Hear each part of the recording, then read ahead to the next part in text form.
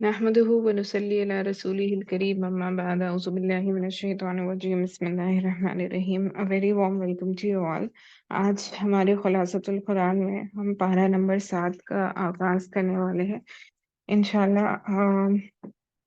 آپ سے ادباً گزارش ہے کہ نبی کریم صلی اللہ علیہ وسلم کا نام جب کبھی آئے تو آپ صلی اللہ علیہ وسلم کہنا لازمی ہے۔ آپ کوئی بھی درود شریف پڑھ سکتے ہیں لیکن کم از کم صلی اللہ علیہ وسلم لازمی کہیں۔ چلیے اپنی مجلس کا آغاز کرتے ہیں۔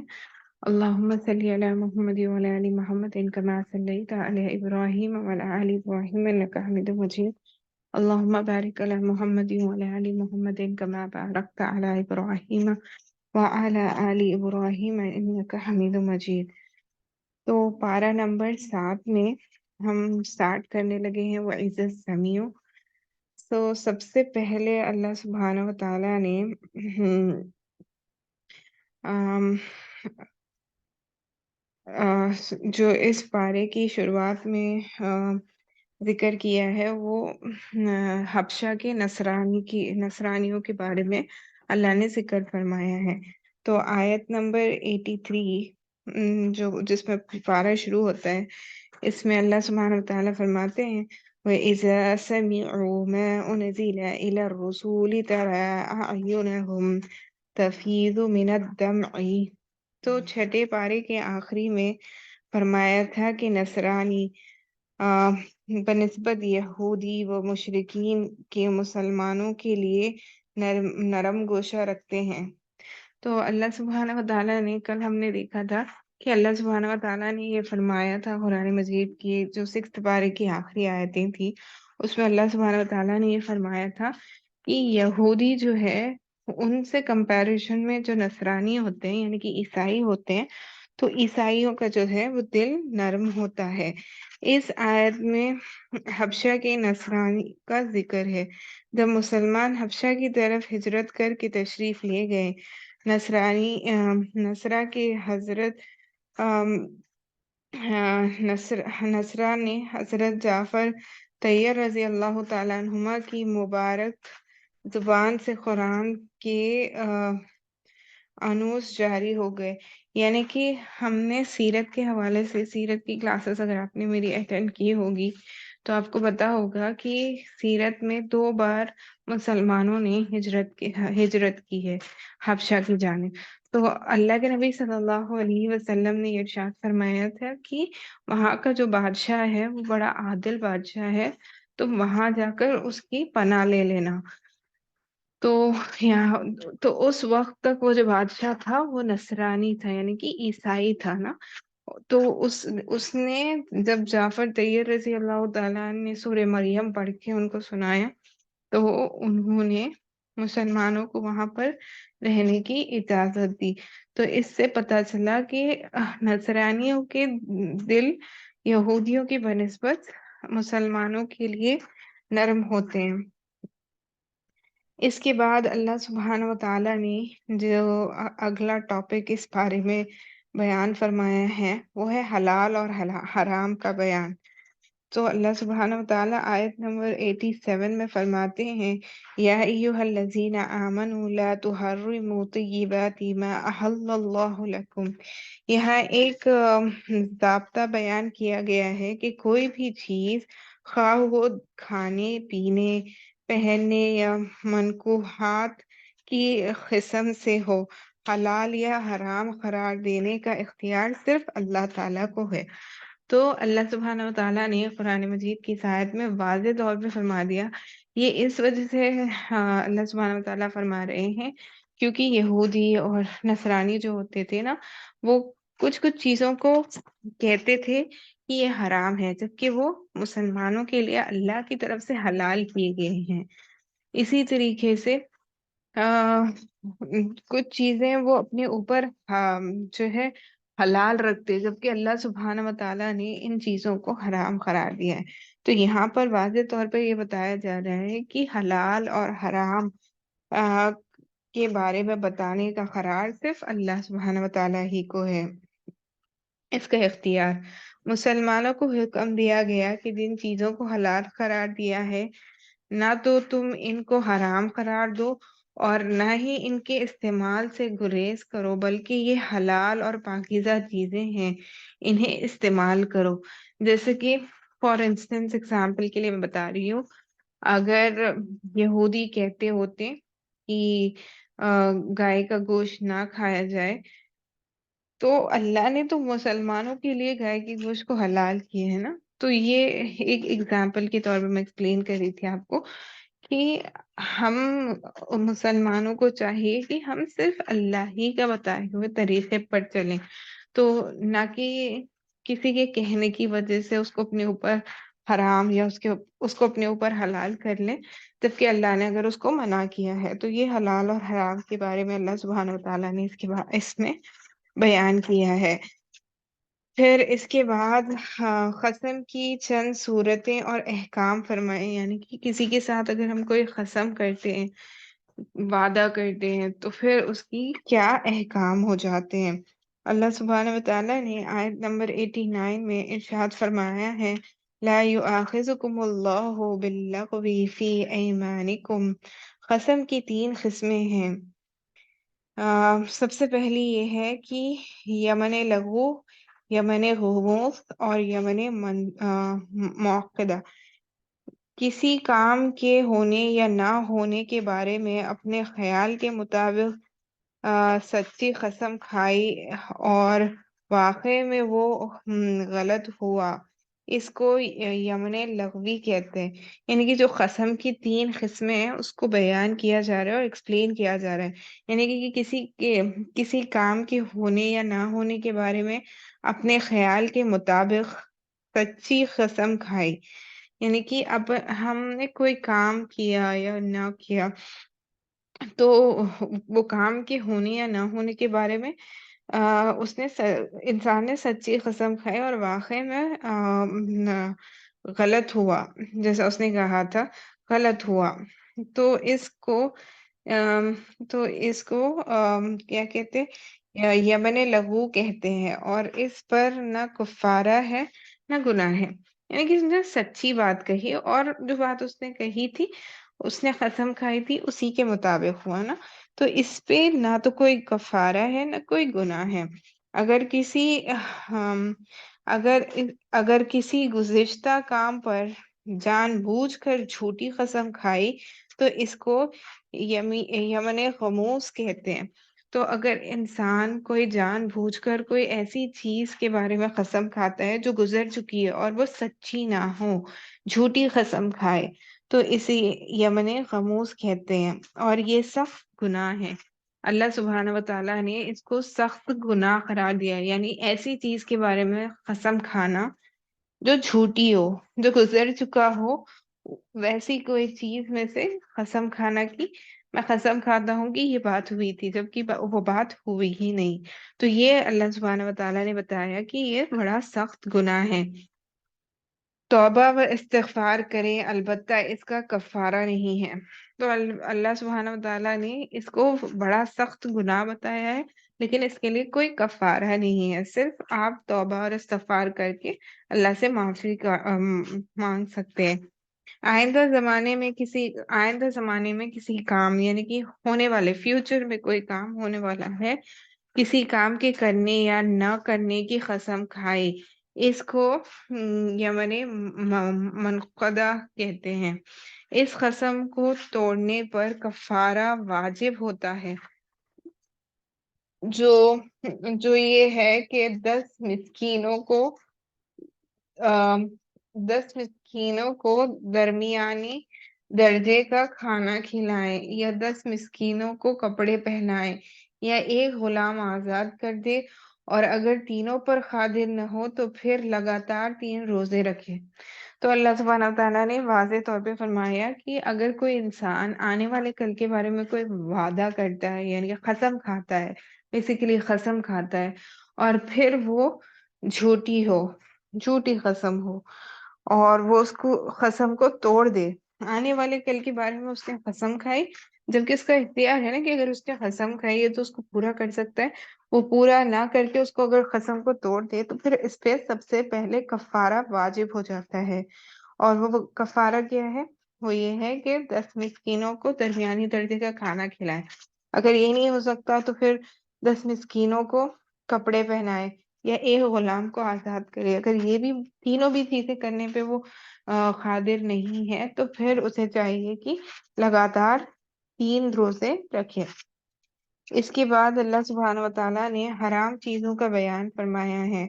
آیت نمبر 90 میں اللہ سبحانہ وتعالیٰ فرماتے ہیں، یا ایھا الذین آمنوا انما الخمر والمیسر والانصاب والازلام رجس من عمل الشیطان۔ اس آیت میں اللہ تعالیٰ نے 4 چیزوں یعنی کہ شراب، جوا، بت اور جوئے کے تیروں کی حرمت کی ہے۔ جیسے جوئے میں لوگ پیسہ لگاتے ہیں نا، اللہ سبحانہ تعالیٰ نے ان ساری چیزوں کو حرام قرار دیا ہے۔ کہ تیروں کی حرمت کو بیان کر کے انہیں گندا اور شیطانی عمل قرار دیا ہے۔ ان سے بچنے میں ہی کامیابی ہے۔ یہ چیزیں ایسی ہیں جن کے ذریعے شیطان ایمان والوں میں بغض و عداوت ڈالنا چاہتا ہے۔ ان کے ذریعے اللہ کے ذکر اور نماز سے روکنا چاہتا ہے۔ تو وہ کیا چیزیں ہیں؟ سب سے پہلے تو شراب ہے۔ شراب کھلی گمراہی ہے، یعنی کہ اگر آپ شراب پینے کے عادی ہو جاتے ہیں تو پھر آپ نماز سے، روزے سے، ذکر، ہر چیز سے دور ہو جاتے ہیں۔ تو شراب سب سے بڑا گناہ ہے۔ اسی طرح جوا بہت بڑا گناہ ہے۔ پھر بت اور جو جوئے کے تیریں ہوتے ہیں، جو تیر لگا کر پیسے لگاتے ہیں نا، بیٹنگ کرتے ہیں، ان ساری چیزوں کو اللہ سبحانہ وتعالیٰ نے حرام قرار دیا ہے۔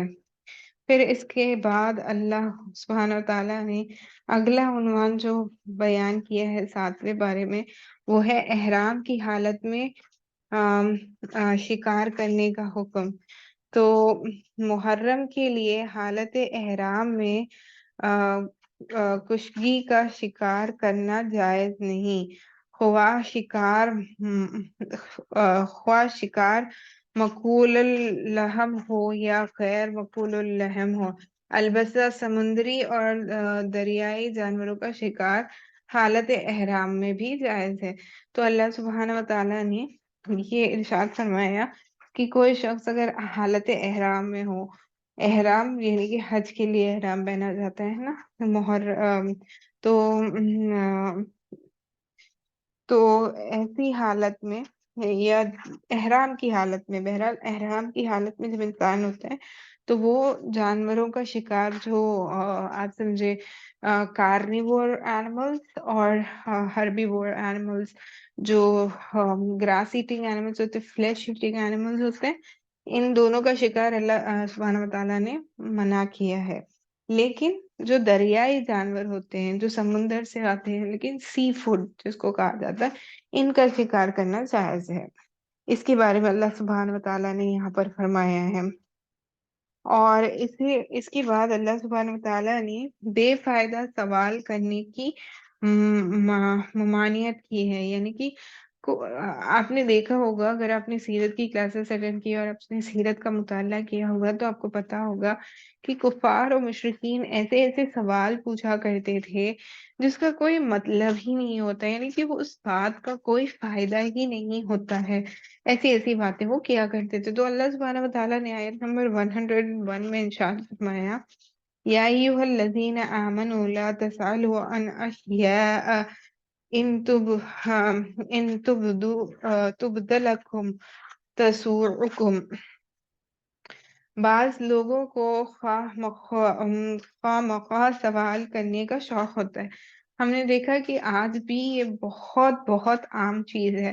دنیا میں آپ دیکھیں گے تو لوگ خواہ مخواہ سوال کرتے ہیں۔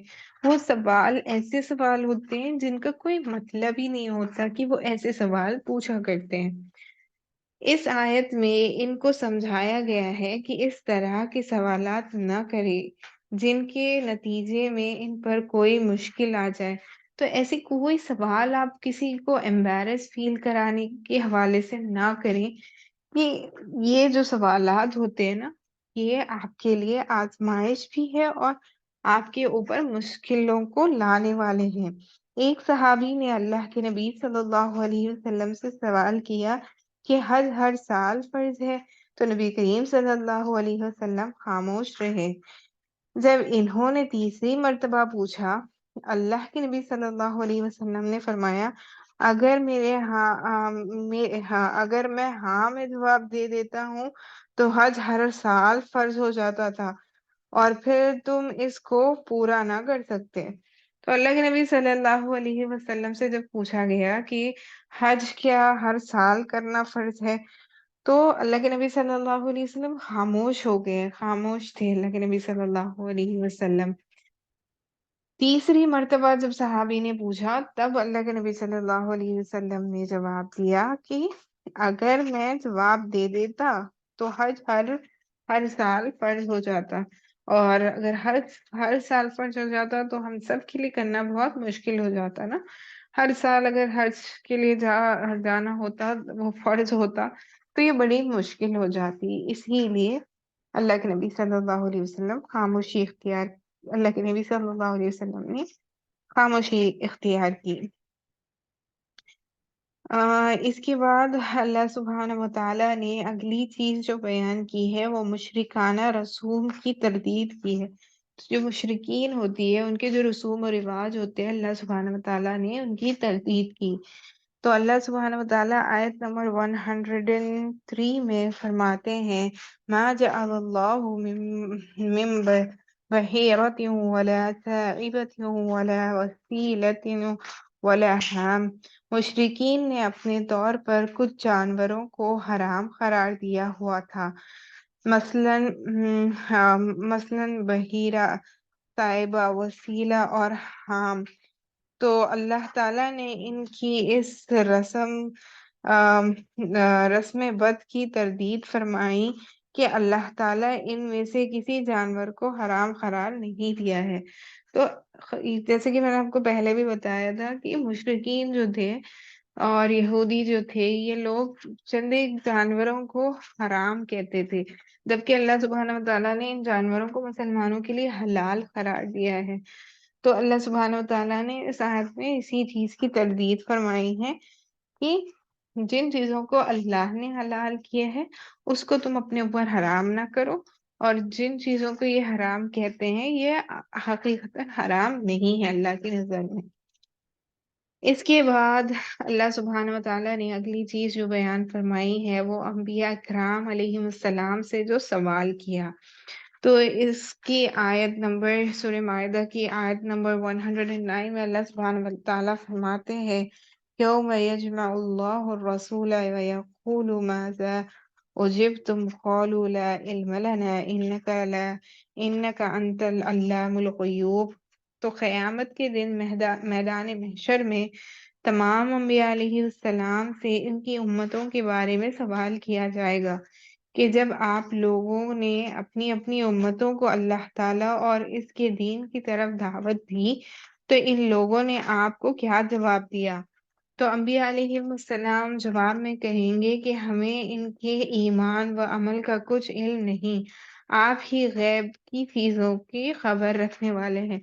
تو انبیاء علیہ السلام سے تک جب اللہ سوال کریں گے ان کی امتوں کے بارے میں، تو سارے انبیاء علیہ السلام جو ہے اللہ سے یہ جواب دیں گے کہ ہمیں اس بات کا کچھ علم نہیں ہے کہ انہوں نے کیسا عمل کیا ہے۔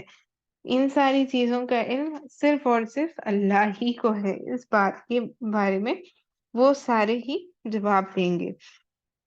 اس کے بعد اللہ سبحانہ وتعالیٰ نے مائدے کا مطلب بتایا۔ مائدے کا مطلب یہ سورہ ہی مائدے کا بنیاد پہ ہے نا، مائدہ یعنی کہ دسترخوان، جیسے ہم نے کل گزشتہ نشست میں دیکھا تھا، اسے مائدہ اسی لیے کہا جاتا ہے کیونکہ عیسیٰ علیہ السلام نے دعا کی تھی نا کہ آسمان سے دسترخوان کو اتارے، تو اس کا ذکر اس صورت میں ملتا ہے۔ تو یہاں پر آیت نمبر 112 میں اللہ سبحانہ وتعالیٰ ارشاد فرماتے ہیں، وَإِذْ قَالَ الْحَوَارِيُّونَ يَا عِيسَى ابْنَ مَرْيَمَ هَلْ يَسْتَطِيعُ رَبُّكَ أَن يُنَزِّلَ عَلَيْنَا مَائِدَةً مِّنَ السَّمَاءِ مائدہ یعنی دسترخوان کا ذکر ہے۔ حضرت عیسیٰ علیہ السلام نے اپنی قوم کے مطالبے پر اللہ تعالیٰ سے دعا مانگی تو اللہ تعالیٰ نے وعدہ فرمایا کہ ٹھیک ہے، ہم دسترخوان اتاریں گے، لیکن اگر اس کے باوجود بھی کوئی نہ مانا تو پھر ہم بہت سخت سزا دیں گے۔ تو اللہ سبحانہ و تعالیٰ نے اس آیت میں واضح طور پہ فرما دیا کہ امت کے جو لوگ تھے، جو حواری تھے، جو عیسیٰ علیہ السلام کے امتی تھے، ان لوگوں نے مطالبہ کیا تھا کہ آسمان سے دسترخوان کو آپ اتار کر دکھائیں۔ تو اللہ سے عیسیٰ علیہ السلام نے دعا کی کہ اے اللہ آپ آسمان سے دسترخوان کو اتارے۔ تو اللہ سبحانہ و تعالیٰ نے کیا ارشاد فرمایا ہے کہ ٹھیک ہے، ہم آسمان سے دسترخوان اتاریں گے، لیکن اگر اس کے باوجود بھی انہوں نے انکار کیا تو ہم انہیں سزا دیں گے، سخت سزا دیں گے۔ اس کے بعد اللہ سبحانہ و تعالیٰ نے اگلی چیز جو اس سورہ میں بیان فرمائی ہے وہ الوہیت عیسیٰ و مریم کی نفی۔ تو اس سورت کی آیت نمبر 116 میں اللہ سبحانہ و تعالیٰ فرماتے ہیں وَإِذْ قَالَ اللَّهُ يَا عِيسَى ابْنِ مَرْيَمَ أَأَنْتَ قُلْتَ لِلنَّاسِ اتَّخَذُونِي وَأُمِّيَ إِلَٰهَيْنِ مِن دُونِ اللَّهِ۔ قیامت کے دن اللہ تعالیٰ حضرت عیسیٰ علیہ السلام سے سوال کریں گے کہ اے عیسیٰ، کیا تم نے لوگوں سے کہا تھا کہ مجھے اور میری والدہ کو اللہ کے سوا معبود مانو؟ جو جواب میں حضرت عیسیٰ علیہ السلام فرمائیں گے اللہ جی، آپ کی ذات پاک ہے، ایسی بات تو میرے لیے مناسب ہی نہیں جس کے کہنے کا مجھے حق نہ ہو۔ تو عیسیٰ علیہ السلام کیا کہیں گے کہ اے اللہ سبحانہ و تعالیٰ، آپ کی ذات جو ہے پاک ہے اور ایسی بات کرنا مناسب ہی نہیں ہے، تو میں اسے کہنے کا حق ہی نہیں رکھتا، میں ایسا کبھی میں نے نہیں کہا۔ تو یہاں پر اس چیز کی بھی اللہ سبحانہ و تعالیٰ نے واضح طور پر بیان فرمائی۔ اس کے بعد جو اگلی چیز اس صورت میں ملتی ہے وہ مختریات باری تعالیٰ۔ تو آیت نمبر 118 میں اللہ سبحانہ و تعالیٰ نے ارشاد فرمایا ان تعذبہم فإنہم عبادک وإن تغفر لہم فإنک انت العزیز الحکیم۔ قیامت کے دن حضرت عیسیٰ علیہ السلام اللہ تعالیٰ سے عرض کریں گے کہ میں نے تو انہیں آپ کی عبادت کا حکم دیا تھا، اگر انہوں نے نافرمانی اور سرکشی کی ہے تو اے اللہ آپ کو اختیار ہے، اگر آپ عذاب دینا چاہیں تو یہ آپ کے بندے ہیں، آپ ان کو عذاب دینے پر قادر ہیں، اور اگر آپ معاف کرنا چاہیں تو آپ غالب ہیں اور معاف کرنے کی حکم اور حکمتیں بھی آپ کے پاس ہی ہیں، اور حکمتیں بھی آپ ہی جاننے والے ہیں۔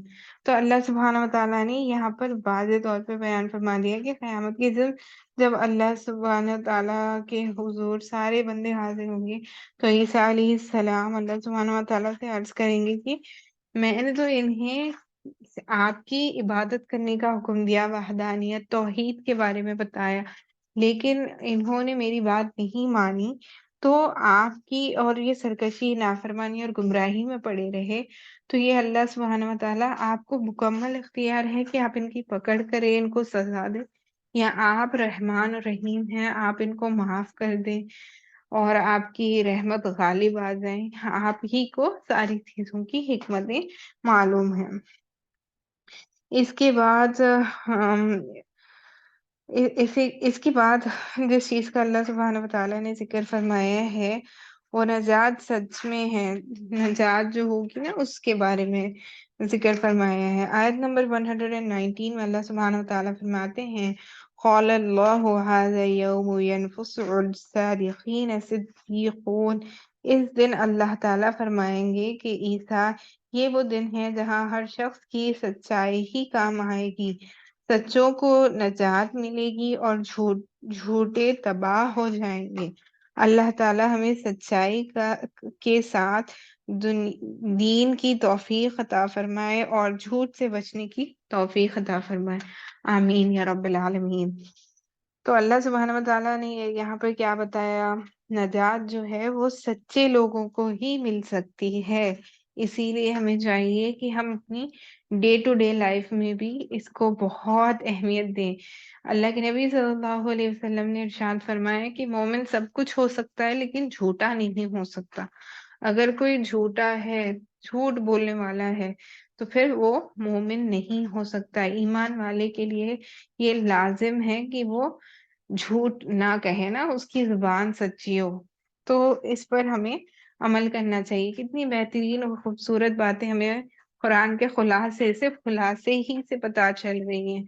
آپ سوچیں اگر ہم اس کو ترجمہ تفسیر میں ڈیٹیل میں پڑھیں گے تو کتنی رہنمائی والی کتاب اللہ نے ہمارے لیے بھیجی ہے، جس میں سراسر ہدایت ہے۔ لیکن یہ ہدایت ہم تبھی پا سکتے ہیں جب ہم اس کو پڑھنے والے بنیں، اس پر غور و فکر کریں، جس سے ہمیں سمجھ میں آئے انشاءاللہ۔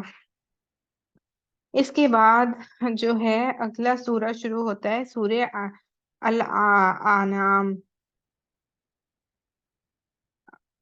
سورہ الانعام کہتے ہیں معیشوں کو کہتے ہیں،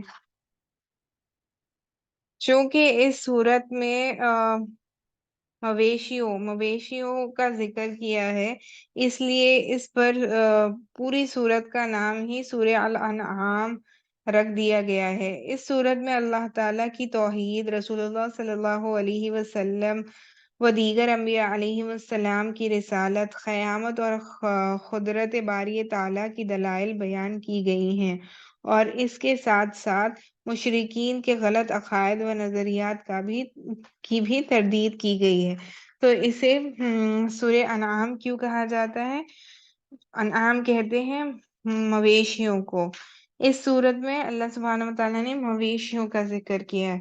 تو ہم ان ساری تو جیسے میں نے ابھی آپ کو بتایا، اللہ سبحانہ و تعالیٰ نے اس صورت میں توحید کے بارے میں، رسالت کے بارے میں، قیامت کے دن کے بارے میں، اور اللہ سبحانہ و تعالیٰ کی قدرت کے بارے میں، اور اس کے ساتھ ساتھ مشرکین جو ہے ان کے غلط عقائد، ان ساری چیزوں کے بارے میں اللہ سبحانہ و تعالیٰ نے اس صورت میں ارشاد فرمایا ہے۔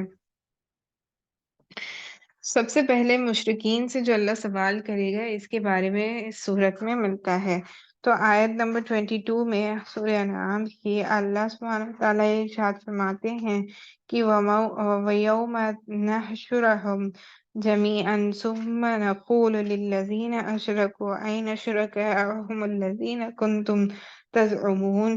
قیامت کے دن جب مشرکین اللہ تعالیٰ کے سامنے ہوں گے، ایک عرصے کے بعد اللہ تعالیٰ ان سے پوچھیں گے کہ کہاں ہیں وہ تمہارے شریکین جن کو تم ہمارا شریک اور اپنا حاجت روا مشکل کشا سمجھتے تھے، جن کے گن گاتے تھے اور اپنی جان و مال ان پر قربان کرتے تھے۔ تو اللہ سبحانہ و تعالیٰ ایک عرصے تک جب قیامت میں یہ جہنم میں رہیں گے کفار و مشرکین، ان سے اللہ سبحانہ و تعالیٰ ایک عرصے کے بعد سوال پوچھے گا کہ کہاں ہے وہ جن بتوں کی تم پوجا کرتے تھے، جن خداؤں کو تم مانتے تھے نا، وہ کہاں ہیں،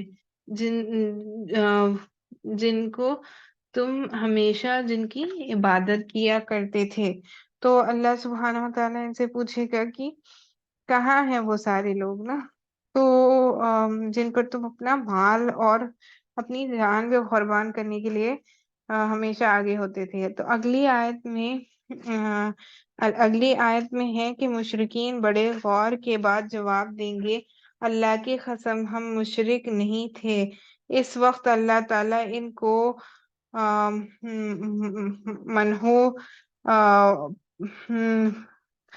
منحو پر مہر لگائے گا، یعنی کہ ان کے منہوں پر اللہ سبحانہ و تعالیٰ منہوں پر اللہ سبحانہ و تعالیٰ مہر لگا دے گا، یعنی کہ یہ زبان سے کیا کہہ رہے ہیں کہ اے اللہ سبحانہ و تعالیٰ آپ کے ذات کی قسم، ہم مشرکین نہیں تھے، یعنی کہ ہم نے شرک نہیں کیا۔ تو اللہ سبحانہ و تعالیٰ کیا کریں گے، ان کی زبانوں پر، منہوں پر مہر لگا دیں گے، منہوں پر مہر لگا دیں گے، ان کے ہاتھ پاؤں اور دیگر اعضاء ان کے خلاف گواہی دیں گے۔ تو یہاں سے پتہ چلا کہ کوئی ہر شخص کو اپنے گناہوں کے بارے میں بڑی بڑی بہت زیادہ کوشش ہونا چاہیے، کیونکہ قیامت کے دن ہمارے یہ جو اعضاء ہوں گے نا، یہ گواہی دیں گے، ہماری زبان جو ہے وہ ڈینائی کر سکتی ہے، اسی لیے اللہ سبحانہ و تعالیٰ کیا کرے گی، زبان کو بند کر دیں گے، اس کو سیل کر دیں گے، ہمارے اعضاء، ہاتھوں کو، پیروں کو، آنکھوں کو، ان ساری چیزوں کو زبان دی دے جائے گی، یہ گواہی دیں گے، بول اٹھیں گے کہ اے اللہ میں گناہ، یعنی کہ میں چوری، اگر کسی نے چوری کی ہوگی، فار انسٹنس میں ایکسپلین کرنے کے لیے کہہ رہی ہوں کہ اگر کسی نے چوری کی ہوگی تو اس کے ہاتھ گواہی دیں گے کہ یا اللہ میں چوری تو کرنا نہیں چاہتا، لیکن اس نے ان ہاتھوں کا استعمال کیا چوری کرنے کے لیے، اور پیر گواہی دیں گے کہ یا اللہ اس جگہ جہاں پر اس نے یہ گناہ کا ارتکاب کیا ہے، میں وہاں جانا تو نہیں چاہتا تھا، لیکن اس شخص نے مجھے زبردستی وہاں لے گیا۔ تو یہ ساری چیزیں اس کے خلاف، یعنی ان مشرکین کے خلاف ان کے جسم کے اعضاء گواہی دیں گے۔ اس کے بعد اللہ سبحانہ و تعالیٰ نے اگلی چیز جو بیان کی ہے وہ مجرمین جو ہے ان کی کیا تمنا ہوگی۔ اللہ سبحانہ و تعالیٰ آیت نمبر 31 میں فرماتے ہیں قد خسر الذین کذبوا بلقاء اللہ حتی اذا جاءتهم الساعة بغتة قالوا یا حسرتنا علی ما فرطنا فیہا۔ تین بنیادی عقائد میں سے تیسرے عقیدے یعنی عقیدے آخر کو بیان کیا ہے، جس میں جس وقت مجرمین کو جہنم کے کنارے پر کھڑا کیا جائے گا، جہنم کی ہولناکی اور سختی کو دیکھ کر وہ اس وقت تمنا کریں گے کہ کاش ہم پھر دنیا میں واپس ہو جاتے تو ہم احکامات کی تکذیب نہ کرتے اور مومن ہو کر لوٹتے۔ تو اللہ سبحانہ و تعالیٰ یہاں پہ ان کفار و مشرکین کی تمنا کا ذکر کر رہے ہیں کہ قیامت کے دن جب ان کو جہنم کے پاس لے جایا جائے گا، یہ دیکھیں گے کہ اب ہم جہنم میں جانے والے ہیں اور جہنم کی ہولناکیوں کو دیکھ لیں گے، تو وہ تمنا کریں گے کہ کاش ہمیں دنیا میں دوبارہ بھیجا جائے اور ہم دنیا میں جانے کے بعد جو ہے اچھے مومن انسان بن کر واپس لوٹیں۔ تو اس کی وہ تمنا کریں گے۔ بالفرض اگر ان کو دنیا میں بھی بھیج دیا جائے تو وہ اپنی اس بات کو بھول جائیں گے اور وہی کریں گے جو انہوں نے پہلے کیا تھا۔ تو اللہ سبحانہ و تعالیٰ یہاں پہ فرماتے ہیں کہ مشرکین یہ جو تمنا کریں گے، یہ تمنا تو کبھی پوری ہونے والی ہے نہیں۔ یہ ایک دوسرے ریلیجنس میں کانسیپٹ ہے کہ مر کے پھر یعنی کہ جو پنرجنم کا کانسیپٹ ہے، ہمارے دین اسلام میں اللہ نے واضح طور پہ بتا دیا، اور ہمارا یہ عقیدہ ہے کہ انسان کو صرف اور صرف ایک ہی زندگی ملتی ہے، ایک ہی بار وہ دنیا میں بھیجا جاتا ہے، اور اس کے بعد اس کا حساب و کتاب کے لیے اس کو دوبارہ اللہ زندہ کرے گا اور اس سے حساب و کتاب لے گا، اور اس کا جو بھی حساب و کتاب ہوگا، یعنی وہ جنت میں جانے والے لوگوں میں سے ہوگا یا جہنم میں جانے والے لوگوں میں سے ہوگا، اس کا فیصلہ ہو جانے کے بعد اس میں کوئی تبدیلی نہیں آئے گی، نہ وہ پھر دوبارہ دنیا میں کبھی بھیجا جا سکتا ہے۔ تو یہاں پہ جو مشرکین تمنا کرتے تھے کہ ہمیں دنیا میں بھیجا جائے گا تو ہم مومن بن کر واپس لوٹیں گے، اللہ سبحانہ و تعالیٰ نے اس کی تردید کی ہے اور بتایا کہ اگر بالفرض اگر ان کو دنیا میں بھیج دیا بھی جائے تو پھر یہ دنیا میں جا کر اپنے اس وعدے کو بھول جائیں گے اور پھر وہی کام کریں گے جو یہ کر آئے ہیں۔ اس کے بعد اہل باطل کی مجلس سے بچنا۔ اللہ سبحانہ و تعالیٰ نے اگلی چیز جو اس صورت میں بیان فرمائی ہے آیت نمبر 68 میں، وہ یہ ہے کہ وَإِذَا رَأَيْتَ الَّذِينَ يَخُوضُونَ فِي آيَاتِنَا فَأَعْرِضْ عَنْهُمْ حَتَّى يَخُوضُوا فِي حَدِيثٍ غَيْرِهِ، یعنی کہ یہاں اللہ تعالیٰ نے نبی کریم صلی اللہ علیہ وسلم کو حکم دیا کہ جب اہل باطل اللہ تعالیٰ کی آیت میں لہو لعاب اور استحضار کرنے کے لیے دخل اندازی کریں تو آپ ان سے مبارک چہرہ پھیر لیں۔ تو اللہ سبحانہ و تعالیٰ کیا کہہ رہے ہیں کہ یہ جو کفار و مشرکین ہیں یہ اللہ سبحانہ و تعالیٰ سے کی آیتوں سے کیا کرتے ہیں، ان آیتوں کو جھٹلاتے ہیں اور اس میں استہزاء کرنے کے لیے دخل اندازی کرتے ہیں قوم ٹو کوشچن کرتے ہیں۔ تو اللہ سبحانہ و تعالیٰ اللہ کے نبی صلی اللہ علیہ وسلم سے فرما رہے ہیں کہ آپ ان سے اپنا مبارک چہرہ پھیر لیجئے۔ یہاں اگرچہ بظاہر خطبات آپ صلی اللہ علیہ وسلم کو ہے لیکن مراد عام ہے، یعنی امت بھی شامل ہے، یعنی کہ ہمیں بھی ایسے ہی کرنا چاہیے کہ ہم دیکھتے ہیں آج کل دنیا میں مسلمانوں کے خلاف جو پروپیگنڈا کیا جا رہا ہے، مسلمانوں کو ایسی کوشچنس کیے جاتے ہیں جو بیس لیس ہوتے ہیں۔ تو اللہ نے ان لوگوں، جو جاہل قسم کے جو لوگ ہوتے ہیں، جو جاہلانہ سوالات کرتے ہیں، ان سے اپنا منہ پھیر لینے کے لیے کہا ہے، یعنی کہ ان سبھیوں کو جواب دینا اور سمجھانا ضروری نہیں ہے۔ اس کے بعد اللہ سبحانہ و تعالیٰ نے اگلی چیز جو اس میں اس سورے میں ارشاد فرمایا ہے وہ ہے کہ مشرق باپ کا موحد بیٹھا، یعنی کہ بیٹھنا۔ اللہ سبحانہ و تعالیٰ آیت نمبر 73 میں فرماتے ہیں وَإِذْ قَالَ إِبْرَاهِيمُ لِأَبِيهِ آزَرَ أَتَتَّخِذُونَ أَصْنَامًا آلِهَةً إِنِّي أَرَاكَ وَقَوْمَكَ فِي ضَلَالٍ مُبِينٍ۔ یہاں کئی آیت میں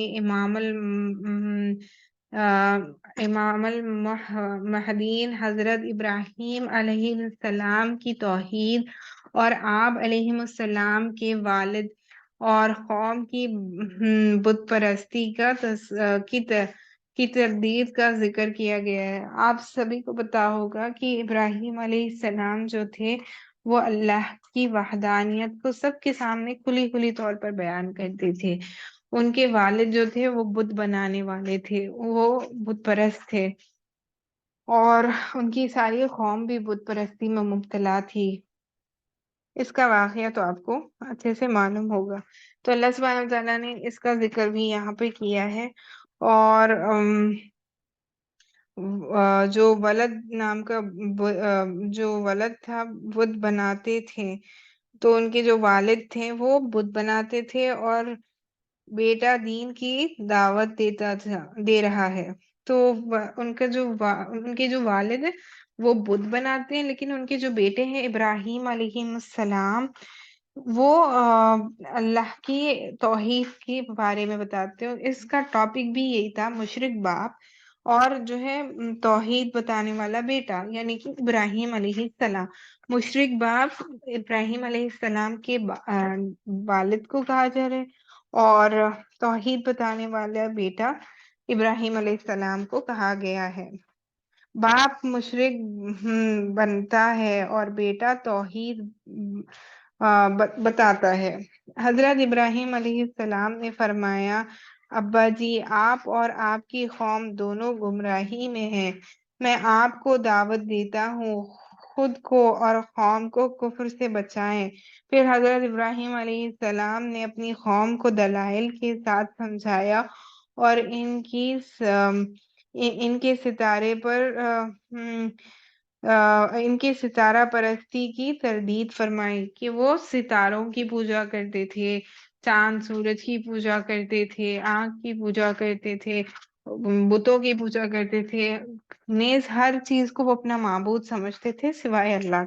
تو ابراہیم علیہ السلام نے ستاروں کی پرستش جو یہ کیا کرتے تھے اس کی تردید کی ہے۔ اس کا یہاں پر ذکر ملتا ہے کہ آپ دیکھیں دنیا میں، اسی لیے بولتے ہیں نا کہ آپ نے یہ کہاوت تو سنی ہوگی کہ ولی کے پیٹ میں جن، یعنی کہ ایسا کئی دفعہ ہوتا ہے کہ باپ جو ہے نیک صالح متقی پرہیزگار ہوتا ہے لیکن اولاد نہیں ہوتی، اولاد اس کی ایک دم مخالف ہوتی ہے، اپوزٹ ہوتی ہے۔ اسی طرح والدین جو ہے اگر گمراہ ہو، جیسے یہاں پر مشرک تھے ان کے والد، لیکن ان کا بیٹا جو ہے ابراہیم علیہ السلام وہ توحید بتانے والے نبی بنے، جو سب کو توحید کی طرف بلایا کرتے تھے۔ تو اس کا ذکر یہاں پر ملتا ہے۔ اس کے بعد جو اگلی چیز ہے وہ 18 انبیاء علیہم السلام کا اللہ سبحانہ وتعالیٰ نے ذکر کیا ہے۔ اس سورے میں 18 انبیاء علیہم السلام کا ذکر ملتا ہے سورہ انعام میں۔ سو اللہ سبحانہ وتعالیٰ آیت نمبر 83 میں فرماتے ہیں وَتِلْكَ حُجَّتُنَا آتَيْنَاهَا إِبْرَاهِيمَ عَلَىٰ قَوْمِهِ نَرْفَعُ دَرَجَاتٍ مِّنَ النَّشَاءِ۔ یہاں اللہ تعالیٰ نے 18 انبیاء علیہم السلام کا ایک جمع میں ذکر کیا ہے۔ اس قدر انبیاء علیہم السلام کا ذکر اس صورت کے علاوہ اور کسی صورت میں نہیں ہے، یعنی ایک ساتھ 18 انبیاء علیہم السلام کا ذکر کوئی اور سورے میں قرآن مجید میں نہیں ہے، سورہ انعام میں ہے۔ ان کے اسماء مبارک یہ ہے جن حضرات کا اللہ سبحانہ وتعالیٰ نے اس سورے میں ذکر کیا ہے نا، وہ 18 انبیاء علیہم السلام کون ہے، ان کا ذکر یہ ہے۔ سب سے پہلے تو حضرت ابراہیم علیہ السلام کا ذکر ہے، پھر حضرت اسحاق علیہ السلام، حضرت یعقوب علیہ السلام، حضرت نوح علیہ السلام، حضرت داود علیہ السلام، حضرت سلیمان علیہ السلام، حضرت ایوب علیہ السلام، حضرت یوسف علیہ السلام، حضرت موسیٰ علیہ السلام، حضرت ہارون علیہ السلام، حضرت زکریا علیہ السلام، حضرت یحییٰ علیہ السلام، حضرت عیسیٰ علیہ السلام، حضرت الیاس علیہ السلام، حضرت اسماعیل علیہ السلام، حضرت یسع علیہ السلام، حضرت یونس علیہ السلام، حضرت لوط علیہ السلام۔ یہ سارے ہی 18 انبیاء علیہ السلام کا اس صورت میں ذکر ملتا ہے۔ ہمیں حکم دیا گیا ہے کہ ان کے نقش قدم پر چلو، یعنی کہ سارے ہی انبیاء علیہ السلام جو گزرے ہیں تمام کے تمام نے اللہ ہی کی توحید کا حکم اپنی امتوں کو دیا ہے۔ تو اس وجہ سے بتایا جا رہا ہے کہ ہمیں بھی انہی کے راستے پر، ان کے قدم پر چلنا ہے، نقش قدم پر چلنا ہے، ان کی ہدایات پر عمل کرنا ہے۔ جو ہدایت انہوں نے اپنی امت کو کی تھی اس پر ہمیں بھی عمل کرنا ہے۔ اس کا مطلب یہ ہے کہ جو تعلیمات تمام انبیاء علیہم السلام کے درمیان قدر مشترکہ ہے، جیسے عقیدے میں سب سے اہم عقیدہ جو کامن سملیرٹی ہے سارے انبیاء علیہم السلام کی دعوت میں، وہ ہے واحد اللہ کی عبادت کرنا، یہ توحید۔ سارے ہی انبیاء علیہم السلام اس بات کو ایمفسائز کیا کرتے تھے کہ ایک اللہ کی عبادت کریں، ایک اللہ ہی سے مانگیں۔ تو یہ چیز یہاں پہ اللہ سبحانہ وتعالیٰ نے ارشاد فرمائی ہے، ایمفسائز کی ہے۔ تو وہ جو سب سے مین کامن جو پوائنٹ ہے جس پر سارے انبیاء علیہم السلام اپنی امتوں کو بلایا کرتے تھے وہ ہے توحید، اور دوسری چیز ہے عقیدہ رسالت، یعنی کہ ہر انبیاء علیہم السلام جو ان کی امت کو بلاتے، ریسپیکٹو جو نبیوں کے میں نے نام لی ہے، ان کی امت کے لیے ان کے نبی کو تسلیم کرنا، ان کے نبی کی رسالت کو قبول کرنا، یہ بھی ایک اہم بنیادی عقیدہ ہونا چاہیے تھا۔ یہی سملیرٹیز ملتی، اور عبادت میں سے صدقات، دنیات، دیانت، یعنی کہ ان کی عبادتوں میں سے اور کیا ملتا ہے جو کامن سملیرٹی ہے کہ ساری شریعتوں میں جو سملیرٹیز ہے اس کی بارے میں بتایا جا رہا ہے۔ سب سے پہلے تو ساری ہی شریعتیں جتنے بھی نبی آئے اس میں سارے ہی لوگوں نے توحید کے بارے میں بتایا، پھر رسالت ان کے نبیوں کو ماننے کے بارے میں بتایا، پھر عبادت میں صداقت یعنی کہ اپنی عبادتوں میں سچائی لانے کے بارے میں بتایا گیا، اور دیانت داری، سچائی، ان ساری چیزوں، آفائے عہد یعنی کسی سے عہد کرے تو اس کو پورا کریں، سچائی انسان میں ہو، دیانت دار ہو، امانت دار ہو، ان کے بارے میں اور حقوق کی ادائیگی وغیرہ، ان پر چلو اللہ سبحانہ وتعالیٰ نے یہ بتایا ہے ہمیں اس سورے میں۔ اگرچہ یہ احکام کی تفصیل تبدیل ہوتی رہی ہے، یعنی کہ آپ سمجھے احکام جو ہے ہر شریعت کے حساب سے الگ الگ طریقے کے احکام ان کو ملتے تھے، یعنی کہ اگر پہلے کی امتوں کے بارے میں آپ دیکھیں تو جس طریقے کی نماز اب ہم پڑھتے ہیں ایسی ان کی نماز نہیں تھی، تو احکام جو ہے طریقہ عبادت الگ الگ ہوتے ہیں، لیکن سینٹرلائز تھیم اور کانسیپٹ آپ سمجھیں کہ سارے ہی امتوں کا یہی رہا کہ ایک اللہ کی عبادت کی جائے، اور یہ سچائی، صداقت، امانت داری، دیانت داری، یہ ساری حقوق العباد، جو حقوق العباد ہوتے ہیں، بندوں کے حقوق ہوتے ہیں، ان کی ادائیگی، ان ساری چیزوں کو کامن سمجھا جاتا ہے۔ اور تو اگرچہ یہ احکام کی تفصیل تبدیل ہوتی رہی ہے، لیکن بنیادی باتیں یعنی بیسک کانسیپٹس جو ہے وہ تمام انبیاء علیہ السلام کی شریعت میں یکساں رہی ہیں۔ تو ہم نے دیکھا کہ سارے انبیاء علیہ السلام کی رسالت میں جو شریعت ہوتی تھی اس میں یہ کامن سملیرٹیز ہوتی تھی۔ اس کے بعد ذات و صفات خدا بندی پر دلائل، یعنی کہ اللہ سبحانہ وتعالیٰ کی ذات اور صفات پر دلائل دیے گئے ہیں۔ اللہ سبحانہ وتعالیٰ نے آیت نمبر 95 میں ارشاد فرمایا ہے، ان اللہ خالق الحب والنواہ یخرج الحی من المیت ومخرج المیت من الحی ذالکم اللہ فأنا تؤفکون۔ اللہ تعالیٰ نے اپنے ذات اور صفات کے دلائل کے ساتھ تعارف کروایا ہے۔ اللہ سبحانہ وتعالیٰ نے اللہ کی ذات جو ہے کیسی بابرکت ذات ہے، اور اس کی صفات جو ہم اسماء الحسنہ پڑھتے ہیں نا، الرحمن، الرحیم، الملک، القدوس، السلام، یہ سارے ہی اللہ کی صفاتیں ہیں، الگ الگ صفات ہیں کہ وہ بڑا غفور الرحیم ہے، وہ معاف کرنے والا ہے، وہ رحم کرنے والا ہے، وہ روز جزا کا مالک ہے، ساری چیزیں جو ہے اللہ کی صفات ہیں۔ تو اللہ نے اپنی ذات اور صفات دونوں کا تعارف یہاں پر بڑی ڈیٹیل میں کرایا ہے۔ انسان خود سے اللہ تعالیٰ کی ذات کو سمجھنا چاہے تو اس کے بس میں نہیں، جیسے کہ ہم نے عقیدے کی کلاسز میں بھی بہت ڈیٹیل میں اس وضاحت کو دیکھا ہے اور سمجھا ہے۔ اگر آپ اس کو اگر آپ نے نہیں سنے ہیں عقیدے کے لیکچرز تو آپ کوشش کریں کہ آپ عقیدے کی جو پلے لسٹ ہے میری اس کو گو تھرو کریں، آپ کو بہت اچھے سے سمجھ میں آئے گا کہ ہمارا اللہ سبحانہ وتعالیٰ کی ذات برکت کے متعلق کیا عقیدہ ہونا چاہیے۔ تو یہاں پر اللہ سبحانہ وتعالیٰ نے یہ فرمایا کہ ہم اگر سمجھنا بھی چاہے تو ہم نہیں سمجھ سکتے اللہ سبحانہ وتعالیٰ کی ذات بابرکت کو۔ جیسے عقیدے کی کلاسز میں نے بہت واضح طور پہ آپ کو سمجھایا کہ ہمارے جو چھوٹا سا دماغ ہوتا ہے اللہ سبحانہ وتعالیٰ کی متشابہات جو ہوتے ہیں اس کو کمپریہینڈ ہی نہیں کر سکتا۔ وی کی ناٹ امیجن ہاؤ اللہ سبحانہ وتعالیٰ لکس، ہاؤ ہی از، وہ کیسے ہیں، یہ ساری چیزوں پہ غور و تفکر کرنے کے لیے بھی منع کیا گیا ہے۔ ہاں، تو اس کے بس میں ہے ہی نہیں کہ اگر ہم سمجھنا چاہتے ہیں اللہ کی ذات کو تو ہم نہیں سمجھ سکتے۔ اللہ تعالیٰ کی ذات و صفات کی معرفت دلائل اور نشانیوں سے حاصل ہوتی ہے، تو ہم اللہ کو کمپریہینڈ نہیں کر سکتے، لیکن ہم اللہ سبحانہ وتعالیٰ کی ذات بابرکت کو سمجھ سکتے ہیں۔ کس طریقے سے؟ اس کی صفات کے ذریعے سے، جو اللہ کی صفت ہے رحمان ہونا، رحیم ہونا، غفور ہونا، اللہ کی صفت ہے ساری جو اللہ کی صفت ہے سمیع ہے، سننے والا۔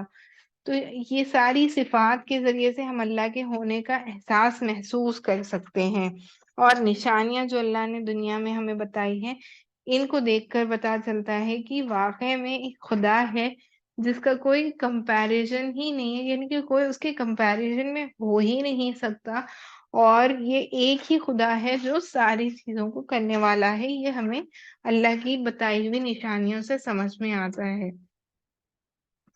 اس کے بعد جو آخری چیز اس سورت اس پارے کے آخر میں ملتی ہے وہ ملتی ہے رویت باری تعالیٰ کے بارے میں۔ آیت نمبر 103 میں اللہ سبحانہ وتعالیٰ نے ارشاد فرمایا ہے لا تدرکوہ الابصار وہو یدریک الابصار وہو اللطیف الخبیر، یعنی اہل سنت والجماعت، یعنی ہم سب کا اہل سنت والجماعت کا عقیدہ ہے کہ اس دنیا میں کوئی چیز کوئی چیز بھی، جیسے کہ کوئی جن ہو یا کوئی بشر ہو، کوئی انسان ہو، اللہ تعالیٰ کی ذات کو اپنی آنکھوں سے نہیں دیکھ سکتا، یا یہ ناممکن ہے۔ تو ہمارے اہل سنت والجماعت میں ہم تمام کا یہ عقیدہ ہے کہ انسان ہو یا جن ہو، اللہ سبحانہ وتعالیٰ کی ذات بابرکت کو اس دنیا میں رہتے ہوئے نہیں دیکھ سکتا، اپنی آنکھوں سے اللہ سبحانہ وتعالیٰ کی ذات بابرکت کو نہیں دیکھ سکتا۔ البتہ عالم آخرت میں، جیسے کہ عالم آخرت میں اہل جنت کو اللہ تعالیٰ کا دیدار نصیب ہوگا، وہ اپنی آنکھوں سے اللہ تعالیٰ کی ذات کی زیارت کریں گے۔ تو اللہ سبحانہ وتعالیٰ نے جنتیوں کے بارے میں یہ بتایا ہے نا، یہ ہم نے عقیدے کی کلاس میں بھی یہ پوائنٹ وضاحت سے پڑھا کہ اللہ کا دیدار جو جنتی کریں گے یہ حق ہے، کہ اللہ نے قرآن میں جگہ جگہ پر جنتیوں کا یہ پوائنٹ کو واضح کیا کہ جنتیوں کو جو انعام ملے گا اس میں سب سے بڑا انعام یہ ہوگا کہ وہ اللہ سبحانہ وتعالیٰ کی ذات بابرکت کو اپنی آنکھوں سے دیکھ سکیں گے، یعنی کہ اللہ کا دیدار کر سکیں گے، اللہ سبحانہ وتعالیٰ سارے پردوں کو ہٹا دیں گے۔ اس کے بارے میں ملتا ہے وہ اپنی آنکھوں سے اللہ سبحانہ وتعالیٰ کی زیارت کریں گے، جو حدیث پاک میں ہے کہ شب معراج میں رسول اللہ صلی اللہ علیہ وسلم کو اللہ تعالیٰ کا دیدار نصیب ہوا۔ یہ قرآن کریم کی اس آیت کے خلاف نہیں، کیونکہ آیت میں اس دنیا میں رویت کی نفی کی جا رہی ہے، جبکہ آپ صلی اللہ علیہ وسلم کو جس مقام پر دیدار ہوا ہے وہ عالم آخرت کہلاتا ہے، عالم دنیا نہیں۔ تو یہاں پر سمجھنے کی چاہیے کہ لوگ یہ کراس کوشچن کرتے ہیں نا کہ اللہ کے نبی صلی اللہ علیہ وسلم بھی تو انسان تھے، یعنی کہ جیسے ابھی ہم نے اس آیت میں اللہ نے جو ارشاد فرمایا ہے کہ کوئی انسان یا کوئی جن دنیا میں رہتے ہوئے اللہ سبحانہ وتعالیٰ کی ذات بابرکت کا دیدار نہیں کر سکتا، تو جو ہم معراج النبی صلی اللہ علیہ وسلم کے حوالے سے جو واقعہ ہم پڑھتے ہیں اس میں ہمیں واضح طور پر اللہ کے نبی صلی اللہ علیہ وسلم کی اللہ سے ملاقات کرنے اور اللہ سبحانہ وتعالیٰ کا دیدار کرنے کا ذکر ملتا ہے۔ تو یہاں پر انسان کو یہ ڈاؤٹ ہوتا ہے کہ اللہ کے نبی صلی اللہ علیہ وسلم بھی اللہ کے بندے اور رسول ہیں، اس کی ہم گواہی دیتے ہیں، تو اللہ کے نبی صلی اللہ علیہ وسلم بھی جب انسان تھے تو وہ اللہ کی ذات بابرکت کو کیسے دیکھ سکیں؟ تو یہاں پر دو چیزیں ہیں سمجھنے کی۔ سب سے پہلی یہ کہ یہ آیت جو ہے وہ اس ریفرنس میں ہے کہ دنیا میں کوئی انسان دنیا میں رہ کر کوئی انسان اللہ سبحانہ وتعالیٰ کا دیدار نہیں کر سکتا۔ دوسری چیز یہ کہ اللہ سبحانہ وتعالیٰ نے جنتیوں کو یہ انعام عطا کیا ہے کہ وہ اللہ کا دیدار کریں گے قیامت میں، آخرت میں۔ تو جو اللہ کے نبی صلی اللہ علیہ وسلم کو جہاں پہ دیدار کرایا گیا، آسمانوں میں لے جایا گیا نا، زمینی سطح دنیا سے نکال کر دوسری جگہ لے جایا گیا جو عالم آخرت کہلاتا ہے، تو وہاں پر اللہ کے نبی صلی اللہ علیہ وسلم کو دیدار کرایا گیا، تو اس کو ہم سچا مانتے ہیں اور اس پر ہمارا عقیدہ ہے کہ یہ برحق ہے، تو ہمارا یہ عقیدہ ہونا چاہیے۔ اس کے بارے میں یہاں پہ واضح طور پر بیان کیا گیا ہے۔ وآخر الدعوانا ان الحمد للہ رب العالمین۔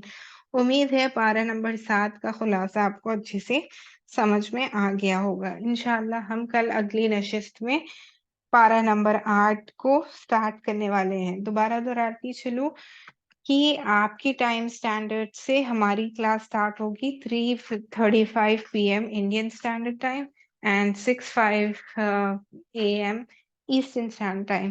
تو آپ ٹائم سے جڑے، ٹائم سے کلاس اٹینڈ کریں تاکہ آپ ساری کلاس کو سمجھ سکیں۔ بس یہی مجھے کہنا تھا۔ بس اللہ سبحانہ وتعالیٰ سے دعا ہے کہ جو ہم پڑھ رہے ہیں، جو سمجھنے کی کوشش کر رہے ہیں، اللہ سبحانہ وتعالیٰ اس میں ہمارے لیے آسانی کا معاملہ فرمائے اور اس کو قبولیت کا درجہ عطا فرمائے اور ہم سب کے لیے اس کو مغفرت کا سبب بنائے۔ آمین یا رب العالمین۔ وآخر الدعوانا ان الحمد للہ رب العالمین۔ سبحان اللہ وبحمدہ، سبحانک اللہم وبحمدک، نشہد ان لا الہ الا انت، نستغفرک ونتوب الیک۔ سبحان ربک رب العزة عما یصفون، وسلام علی المرسلین، والحمد للہ رب العالمین۔